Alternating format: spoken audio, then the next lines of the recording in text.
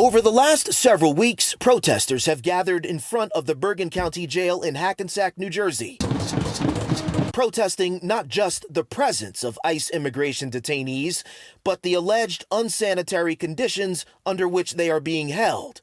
Accounts of those alleged unsanitary conditions, documented by the detainees, never with any supporting, independently gathered photos or video, until now. So where are we headed? We're going to go what we call our central corridor. Bergen County Sheriff Anthony Curitin recently granted Pix 11 News exclusive access to the jail, including the areas where the ICE detainees are being held under a contract between the federal agency and the county. This is one of the areas where you're keeping ICE detainees, correct? That's correct. A day and a half after we remarked on air about a lack of access to the jail, we were allowed inside and taken through several areas, from a close watch unit next to the medical office and one of the main pods containing 65 cells, all but one holding an immigration detainee. For the point of transparency, we have no problem of bringing you or any other media outlet in here to see for yourself what it holds. But from behind their locked cell doors, we could hear them loud and clear as they yelled out their complaints.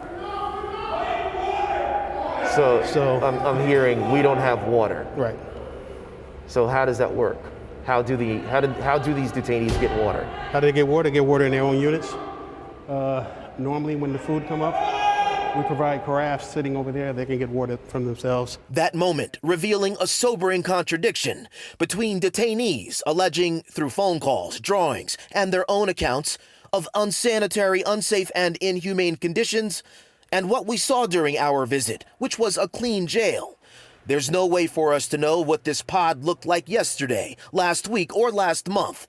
Critical Resistance, a local immigration advocacy group, which is part of the New York, New Jersey coalition of Abolish ICE, issued a news release Wednesday, hours after our visit to the jail, accusing Sheriff Curitin of staging conditions for our news camera.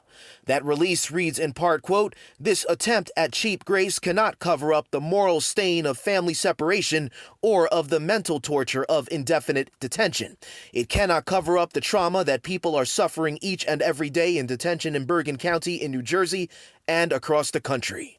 So we put that to Sheriff Curitin. What do you say to the folks who are going to watch this piece and say, well, that's not a true depiction of what really happens there on a day-to-day basis? They just cleaned up for Pix 11. As you can see in this particular case, we're in an active unit right now with detainees in here. And these rooms, I'm pretty sure if we went around the whole unit, you'll see they're pretty much kept the same way. The floors outside speaks for itself. So for us, it's not an issue, it's a daily thing because this is transparency. So those who are watching, they see this. We have nothing to hide. Critical Resistance comments addressed two issues. The first, conditions inside the jail. We tried to address that tonight with what we saw inside, and that was a clean jail. But the bigger picture is federal policy. And both Sheriff Curitin and the protesters that we've spoken with are both looking forward to a change in approach and treatment from the incoming Biden administration. We're live in Hackensack, New Jersey tonight. Jay Dow, Pix 11 News.